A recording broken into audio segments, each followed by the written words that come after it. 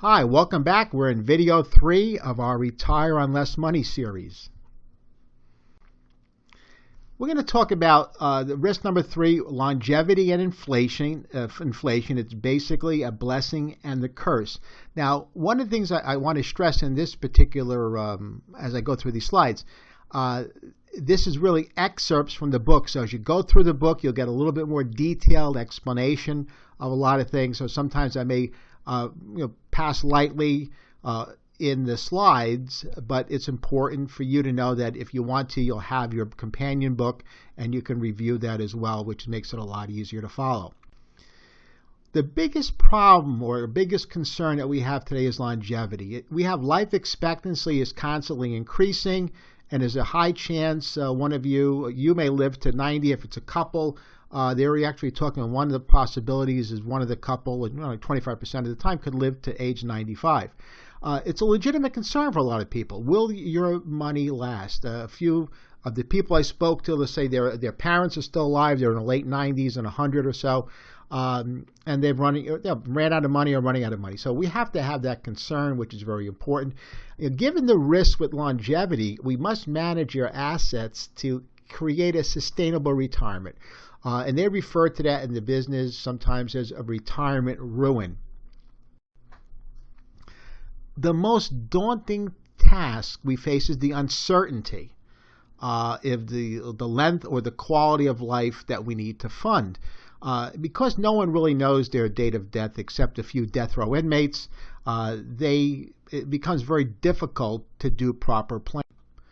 Simply put, how do you plan for an unknown future? A lot of, we talk about in the book, the non-traditional planning doesn't work, and as we'll see, when you add inflation's trifecta, and we just learned a little bit about the sequence of returns, that makes planning virtually impossible. When doing planning, you must look at every year. This is important. Even the year right after retirement. So a lot of folks, when they go and get these analyses done, maybe their advisor or broker, they're showing life expectancy. They're showing age 99 or 90s. What's important is that you look at income calculations for every year, including the year after retirement. In other words, what's happening here, what if a spouse dies way sooner than projections? So we found that the national average for a surviving spouse is basically living on about 90 or 60% of the income they had before the other spouse is passed. Now, for a lot of folks, that's huge. The problem is that 99% of the time, a lot of planners were showing that life expectancy. So they're really kind of caught off guard if a spouse passes away sooner than later. When we talk about inflation's trifecta, and I call it the nemesis of retirees, there's really 3 parts. There's inflation, which we're all somewhat familiar with.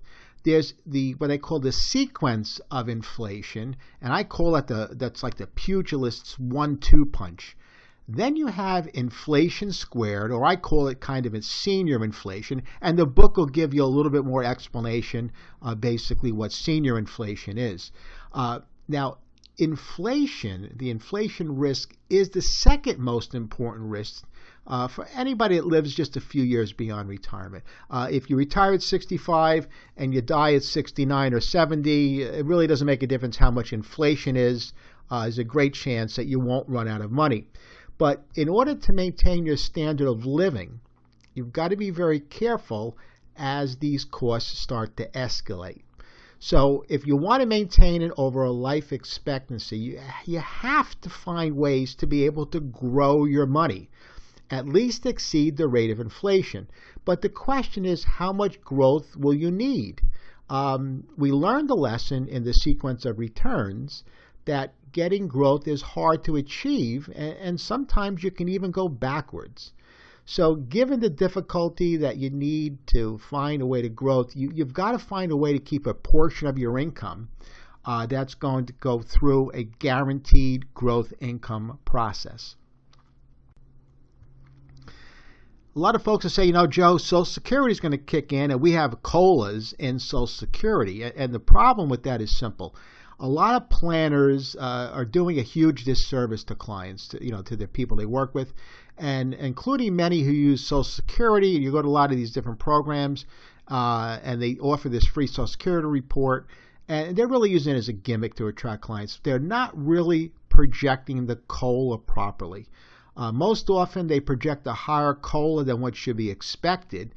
And there's some reasons why that's done. One is they're just either not knowledgeable, or the other one is they don't really care. But the important thing to know is this. In the past, Social Security has offered a somewhat level or an increase in your cost of living adjustment, but it's been very modest. But going forward, as we learned in the Social Security section of our program, our series, that a lot of the COLAs that we're going to see going forward are going to be smaller, or most folks, it'll be non-existent. A lot of times when they're doing planning for you, they'll give, I call it a flippant attitude. They'll just say, let's use a 3% inflation because that's been the average for the last 20 years or so. And I call that pathetic planning, and here's why. Let's look at two examples. One, inflation averages 3% for 20 years, and then 8% for the last decade. So whenever we try to do examples, we're showing a 30-year time span for a 65-year-old that takes out, obviously, to age 95. So we want to make sure that we're trying to cover the great majority of people's life expectancy in there. So when you look at that, you're going to find out the overall average compound inflation for those 30 years is 4.6%. 3% for the first 20 years and 8% for the last decade. It's an average of 4.6%. Example 2, if inflation is 8% for the first decade and the last 20 years it's 3%, the difference is there isn't any. It's still a 4.6% inflation rate. So what we did here, we just flip-flopped it. We're saying that inflation's 8% is in the first decade, and then for the last 20 years, it's only 3%, which is a flip of the first example. Now, as we learned in a sequence of returns, growing an asset makes no difference. In this case, the order of inflation doesn't change the average rate. Unfortunately, using averages makes no mathematical sense, and it's done all the time. Just like when they do illustrations for income, they're using averages. We just can't get away from this stuff. Using averages for inflation and for income, for an average return rate, is really not going to give you good numbers. Using example 1, so the retiree starts with normal spending of X dollars per year. The late higher inflation, this got the first 20 years was at 3%, and then the last decade was the 8%. It's going to require a total distribution of X dollars for those 30 years. It's a mathematical certainty. These are the numbers. But using example 2, where you have the inflation higher in the first decade, and then it reverts back to lower for the next 20 years, requires a full 37% increase in cumulative withdrawals. That is a huge, huge number. So when they use the term 4.6% or 3% average inflation, that number, essentially similar to doing an income report, is totally, totally worthless. We don't know what the sequence of inflation is going to be. And unfortunately, 99.9% of planners use that number. They don't understand the difference of the sequence of inflation or how to plan for it. The problem is that their spending, or your spending, is 37% higher than what the projection was showing. And that's going to put a huge dent in most people's budgets. Now, when we look at the CPI, I always like, and if you look at the book and you read the book, you'll see that I talked about the CPI rate, and you ask someone, which one are you using? and you get the deer in the headlight look from them. So let's just give a quick primer with the CPI rate. What CPI is basically the Consumer Price Index. It really measures inflation in terms of the difference between 1 year and the next. They take a basket of goods or services and they say that the price was this today. A year from now, the price was this, and that's the difference, or what the inflation rate was in those numbers. The problem is simply this: the government keeps changing the formulas. They keep tinkering with the CPI way it's accounted for. So let's give a quick primer with CPI. So if you want to, I put here page 63 in your book, and the book is very, very close. It may be page 63 or 64, depending how the book is finally printed and edited. But you'll see it's very, very close to that page. The CPIW is what's currently used for Social Security COLA increases. So when you hear that the let's say for 2016 or whatever, the COLA increase was 2% or whatever the number they use, 1%, they're getting that percentage from the CPIW. Now, the CPIW is a small sampling of the population. The CPIU is a way, way larger sampling of the population, but it's not used for Social Security COLA increases. Now, what they want to do is they change the CPI numbers, and they want to use something called a chained CPI, or C-CPI-U,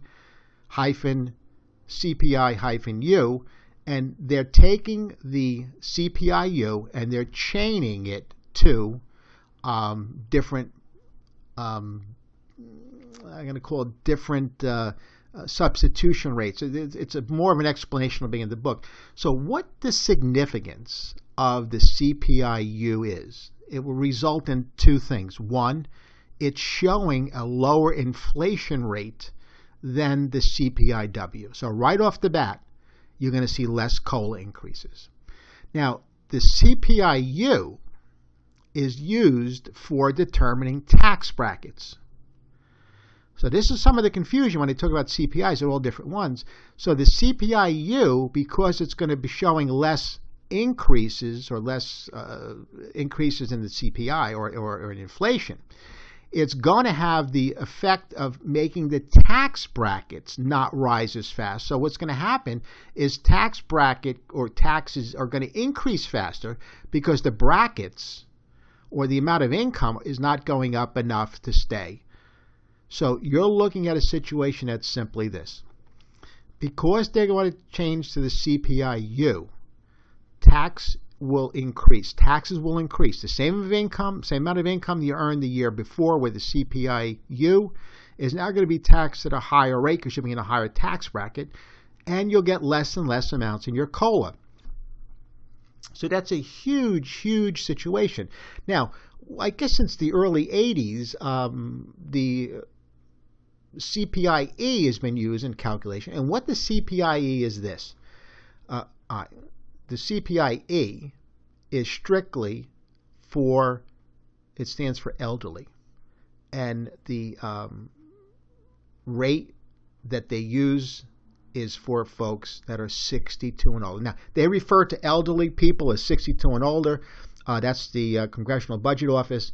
But it's a very interesting process. They're looking at what the spending patterns are of the folks that are 62 and older. And what they found is the inflation rate for the CPIE is actually higher than the CPIU because the spending patterns are different for us folks over 62 than they are for, in my particular case, children or younger groups.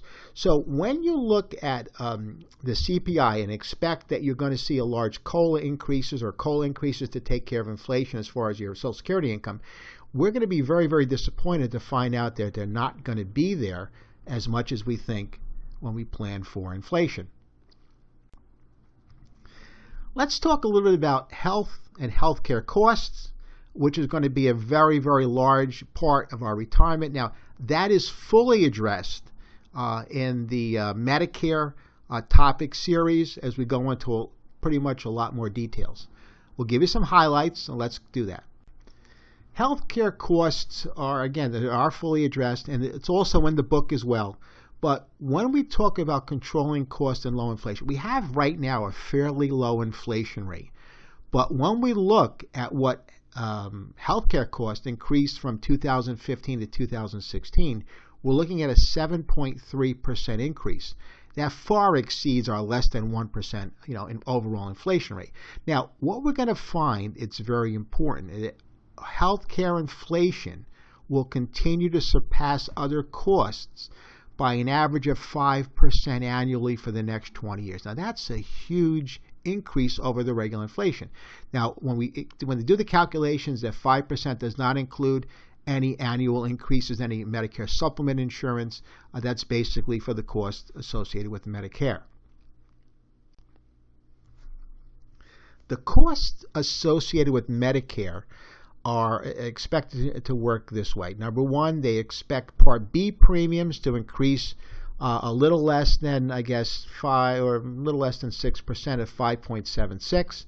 Part D, which is your prescription drug, they expect to increase by at least 7.1%. And your Medigap plans are expected to increase an annual rate of about 3.25%. So what this is saying is this: if you're not means tested out of a COLA increase, your COLA increases. And what I mean by means testing, what they're going to do is if you have your income's a little bit higher, is a good possibility you may not get any COLAs at all. But if you're not means tested and you do get a COLA, you're going to find that these COLA increases in the Social Security are not going to come anywhere near close to the real cost that you're experiencing and the real cost increasing your Medicare premiums. So it's very important to understand that when they talk about the CPI means very different things to different people. So what's going to happen is this: you're really you're flying solo without instruments, no radio, no bearing, and you're going to be bearing the increased cost alone and unprepared. So it's very important that you understand this is not a position that I want to be in or that you should be in. We need to have a plan to understand that these costs are going to escalate far beyond what our COLA increases will ever be and far beyond what most people will think is reasonable. And here's what came out of statistics from the Social Security trustees. In 10 years, they expect healthcare costs and premiums to consume about 40% of a Social Security benefit. 10 years after that, they expect it to eat up 80% of a Social Security benefit. Now, here's the problem. By Social Security's own statistics, about half of all retirees plan on at least half of their income coming from Social Security. So when you're looking at that, a lot of folks looked at the Social Security income is going to pay for the basic necessities. We're looking at it as a situation where it's barely going to cover their health care costs and leave nothing else out. Problem is when we speak to folks, we find that less than 8% of pre-retirees are factoring any rising cost into a financial plan. The problem is we can't ignore what's going to be the largest expense that we're ever going to face in retirement. Putting our heads in the sand isn't going to help. Where to get the money from is important. So here's what a lot of folks will say: Joe, it makes sense. Let's save a little bit more money. We know the costs are coming. We have some means. So let's actually save and put some more money aside for it. Makes sense, right? It was something we've done many years. We knew maybe college was coming up for the kids. We maybe put some money aside, or in my case with daughters, I knew weddings were coming up. You may put some money aside for weddings. So it sounds good. The problem is it may not be financially smart. In fact, it may be a much more costly way to prepare. As you're aware, you should be, that Medicare Part B and Part D premiums are means tested. They're based on income. So simply, the more means you have, the more you're going to pay. So saving more to fund these future costs may actually cost you much more than you think it would be. So it's kind of a self-fulfilling prophecy that really you don't want to happen. So you actually knew the costs were going to rise. You saved the money to fund these costs. And you found out by saving the money, it actually made your costs a lot higher because you have extra means. So that's not a situation. You've got to be very careful how these are funded. That's the end of video 3. Let's just do a quick highlight. We looked at the biggest problem in retirement is longevity, and you want to avoid retirement ruin. There's an uncertainty with longevity, and there's also, we call it, uncertainty of dying too soon, and we talked about that 60% reduction. That's very important to understand that you have to look at all the years in retirement to make sure that there's sufficient income regardless of when someone passes. We've talked about inflation's trifecta. You have to maintain purchasing power, the possibility of no COLAs, that flippant attitude using the 3% as a projection, the sequence of inflation and averages. It doesn't work, and most often it's possible you can have a 37% increase in your costs by having a different kind of a sequence of inflation. 99.9% of planners don't address this sequence of inflation. We learned a little bit about the different CPIs and the huge healthcare increases in Parts D and B of Medicare, as well as the Medigap plans. Then we also talked about how much of Social Security will get eaten up by these costs. And unfortunately, less than 8% of people are thinking about any kind of plan to address these increased costs. Hi, I'm excited. You're now done with part 3 in your video series. You're making progress. As you progress a little further, I may ask you to help co-author some of my next books because of all the experience you're getting.